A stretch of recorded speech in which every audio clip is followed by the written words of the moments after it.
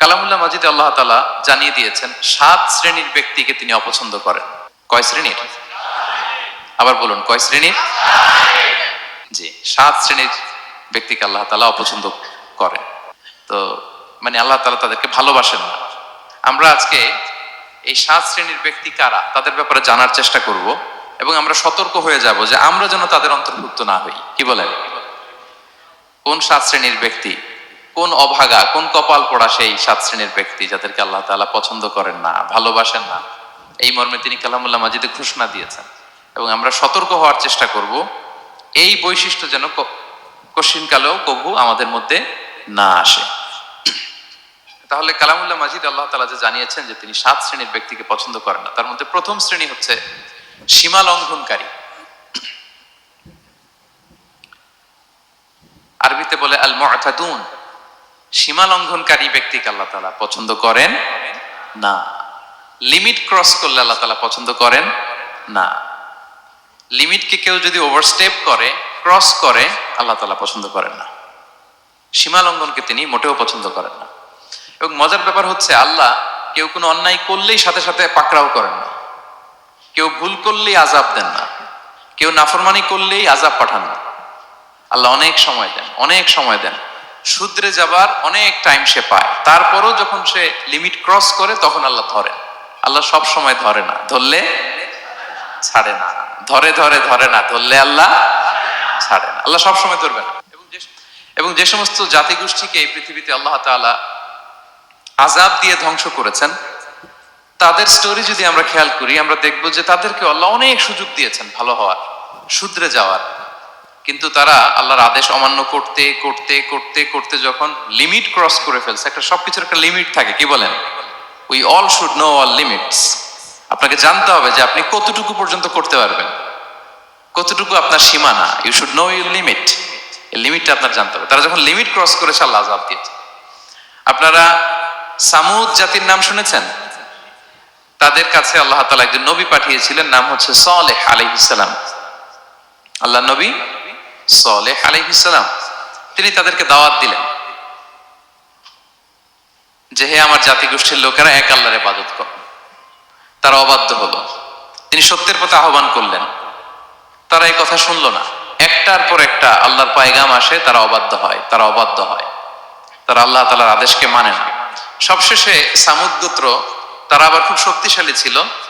তারা পাহাড় কেটে আর্কিটেকচার করে, ডিজাইন করে কিভাবে আবাসন তৈরি করতে হয় পাহাড়ি এলাকায়, মাউন্টেইন এলাকায় কিভাবে আবাসন তৈরি করতে হয়, এটার ব্যাপারে এক্সপার্ট ছিল। তো তারা সালেহ আলাইহিস সালামকে বলল, সালেহ তুমি পাগল, তুমি জাদুকর, তুমি যে আল্লাহর কথা বলছো আমরা মানবো এক শর্তে, যদি এই পাহাড়ের ভেতর থেকে 10 মাস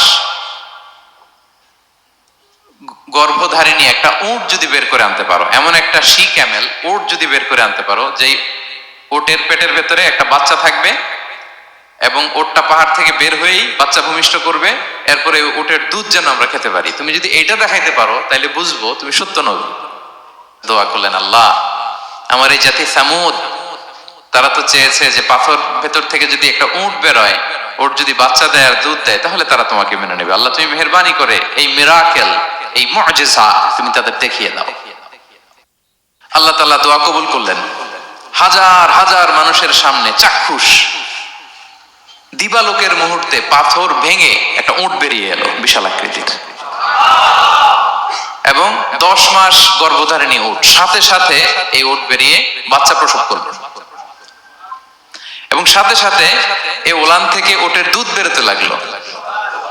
হাজার হাজার লোক এটার ওলান থেকে দুধ নিয়ে তারা তৃপ্ত হলো। আচ্ছা, এই মুহূর্তে তাদের কি করা উচিত ছিল বলেন তো? আশহাদু আল্লা ইলাহা ইল্লাল্লাহ ওয়া আশহাদু আন্না মুহাম্মাদুর রাসূলুল্লাহ ওয়া আশহাদু আন্না সালিহান নাবিয়ুল্লাহ, এটা পড়া দরকার ছিল না? দরকার ছিল। কিন্তু তারা একের পর এক গোয়ার তুমি করতে করতে করতে করতে চাক্ষুষ দিনের বেলা এত বড় একটা মুআজিজা দেখার পরেও তারা অস্বীকার করলো। সালেহ আলাইহিস সালাম বললেন, তোমরা তোমাদের ওয়াদা পূরণ করো।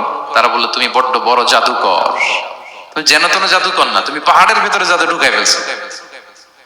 কি মনে হয় তারা লিমিট ক্রস করে ফেলছে না? এবার ক্রস করছে না? তারা সীমা লঙ্ঘন করে ফেলেছে। দে ক্রসড দেয়ার লিমিট। এবার তো আর ছাড় দেয়া যায় না। কারণ আমি আপনাদের বলেছি শুরুতে যে আল্লাহ সব সময় ধরে না, কিন্তু যখন ধরে ছাড়ে না। আযাব চলে আসলো। কি আযাব? আর্থকোয়েক, রাজফা, পুরো ভূখণ্ড কেঁপে উঠলো। কেঁপে ওঠার সাথে সাথে সব মাটিতে পড়ে গেল। 2 নাম্বার আসলো সাউন্ড ওয়েভ, শব্দ নিনা, প্রচন্ড শব্দ তরঙ্গ। জিবরাইল আলাইহিস সালাম ওই এলাকার উপরে এসে এমন জোরে চিৎকার মারলেন, ওই চিৎকারে সামুদ গোত্রের প্রতিটি লোক কানের পর্দা ফেটে মুহূর্তের মধ্যে লাশ হয়ে জমিনে পড়ে রইল। Because they cross their limit. তারা তাদের লিমিট ক্রস করেছে। আর যারা লিমিট ক্রস করে, যারা সীমা লঙ্ঘন করে, তাদেরকে আল্লাহ তাআলা পছন্দ করেন না। আপনারা লূত আলাইহিস সালামের নাম শুনেছেন? উনি আল্লাহর একজন নবী ছিলেন। ওনাকে আল্লাহ তাআলা জর্ডান, বর্তমানে যে জর্ডান দেশ আছে সেখানে পাঠিয়েছিলেন। একটা কমিউনিটি ছিল সাদুম কমিউনিটি। ওই সাদুম কমিউনিটিতে তিনি এসেছিলেন। তিনিও দাওয়াত দিলেন, ইয়া কওমি ইবুদুল্লাহ মা লাকুম মিন ইলাহিন গায়রু। হে আমার কওমের লোকেরা, আল্লাহর ইবাদত করো, আল্লাহকে মেনে নাও। ওরা অস্বীকৃতি জানালো। সত্যের পথে আহ্বান করলেন, অস্বীকৃতি জানালো। ওরা, ওদের পাশ দিয়ে ক্যারাভেন যেত, কাফেলার লোকেরা ডাকাতি করত। ডাকাতির শাস্তির ব্যাপারে তিনি ভয় দেখালেন। তারা নিবৃত্ত হলো না। এমনকি তারা সমলিঙ্গের প্রতি যৌন আকর্ষণ বোধ করতো। নাউযুবিল্লাহ। হোমোসেক্সুয়ালিটি, এখন একটা গ্রুপ আছে দেখবেন যে রংধনু নিয়ে মিষ্টি মিষ্টি কথা শোনায় বিশ্বব্যাপী। তাদের সাইন হচ্ছে রংধনু, রেইনবো। তারা ছেলেতে ছেলেতে বিয়ে, মেয়েতে মেয়েতে বিয়ে, এটাকে প্রমোট করে। নাউযুবিল্লাহ মিন যালিক। আমাদের এই মুসলিম সমাজে যেন এই আবর্জনা প্রবেশ করতে না পারে, আমাদেরকে সচেতন থাকতে হবে, ঠিক কিনা? এই সাদুম কমিউনিটির একটা বদ অভ্যাস ছিল, তারা ছেলেতে ছেলেতে বিয়ে করত, পুরুষে পুরুষে। আল্লাহ নবী লূত আলাইহিস সালাম তাদেরকে বুঝালেন যে পৃথিবীতে কেউ এই পাপ কাজ করেনি। প্রাণীদের মধ্য থেকেও একটা পুরুষ প্রাণী একটা পুরুষ প্রাণীর প্রতি আকৃষ্ট হয় না। তোমরা আশরাফুল মাখলুকাত হয়ে কিভাবে এই কাজ করো? তোমরা থামো। তিনি নানা ভাবে হৃদয় নিংড়ানো ভাষা দিয়ে দাওয়াত দিলেন, কিন্তু তারা মানলো না। তারা এই পাপ কাজ করতেই লাগলো, করতেই লাগলো, করতেই লাগলো। আল্লাহ তাআলা ফেরেশতা পাঠিয়েছিলেন ওনার কাছে পুরুষের আকৃতিতে। তারা এই আল্লাহর পাঠানো ফেরেশতাদের সাথে এই অপকর্ম করার প্ল্যান করেছিল। তারা মনে করেছিল সাধারণ মানুষ, আসলে এগুলো ছিল কি? আল্লাহর ফেরেশতা। তো আল্লাহর ফেরেশতার সাথে যেহেতু এরকম পাপ কাজের চিন্তা করেছে, তার মানে দে ক্রস দেয়ার লিমিট। কি বলেন? সীমা লঙ্ঘন করে ফেলছে। আযাব, পানিশমেন্ট তাদের জন্য অবধারিত হয়েছে। আল্লাহ তাআলা শাস্তি দিলেন। কি শাস্তি দিলেন? সিম্পল। জিবরাইল আলাইহিস সালাম এসে পুরো শহরটাকে উঠায়া উল্টায় ফেলে দিলেন। আল জাযাউ মিন জিনসিল আমাল, যে যেরকম পাপ করে তার শাস্তি এরকম। ওরাও স্বাভাবিক মানুষের যে নেচার, এটার উল্টায় ফেলছে। কি বলেন? পুরুষ আকৃষ্ট হবে, সেক্সুয়াল অ্যাট্রাকশন ফিল করবে নারীর প্রতি, নারী পুরুষের প্রতি। এই যে নেচারকে ওরা উল্টাইছে না, আল্লাহকে তোদের শহরটারে উল্টাই দিলাম। জিবরাইল আলাইহিস সালাম এসে পুরো সাদুম শহরটাকে আকাশে উঠিয়ে একটা আছাড় মারলেন, আপসাইড ডাউন। উপরের অংশ চলে গেল নিচে, সব মাটির অতল গহ্বরে। ফাজআলনা আলিয়াহা সাফিলাহা ওয়া আমতারনা আলাইহিম মিন সিজারাতিন মিন সিজিলিম মানদুদ।